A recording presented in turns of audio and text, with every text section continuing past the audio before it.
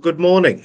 Today I was going to talk to you about the idea of legacy and a wonderful story of Alicia Mora Hyde, who I met last week, and I posted about in the BSB group, The Last Umbrella Maker.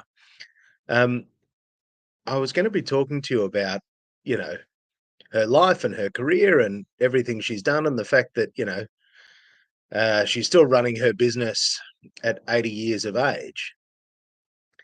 But yeah, this morning I got the sort of news that nobody wants to receive. A friend of mine, her son took his own life, and he was only a young man. He's a man that I'd become friends with. His love of photography's camera, film, were things that we bonded over, and we sort of talked quite regularly about all those wonderful things. And I'm here trying to talk to you about, this wonderful legacy of life and this woman who's done all these things. And, 20 minutes ago, I found out about this man's life cut short before he reached the age of 20. The reason this one stings pretty bad for me is that I was in that same place not very long ago. And I've done my best to talk about it publicly as well as I can, because it's not an easy thing to talk about. But working for myself and the pressures that come with that and the stress that that causes, and the whole idea of fake it till you make it, keep a big smile on, those things ended up being quite damaging. And I really did myself a lot of grief. And the other thing I discovered from 2 years of trying is that it's a problem that you cannot fix yourself. There's very few things in this world that I haven't been able to sort out, through my own research and trial and error. But one thing I couldn't figure out was how to fix my own destructive thought patterns.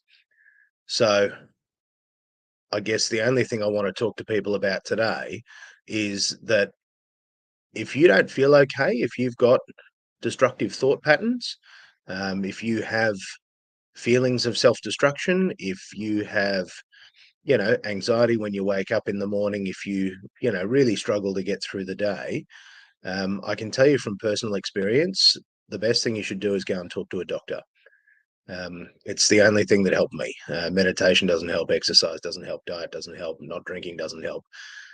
None of it helps if you've got a chemical imbalance. The chemical imbalance was the only thing that helped, meds and therapy. And I know that this is all pretty taboo, but that's why I think we should actually talk about it more. And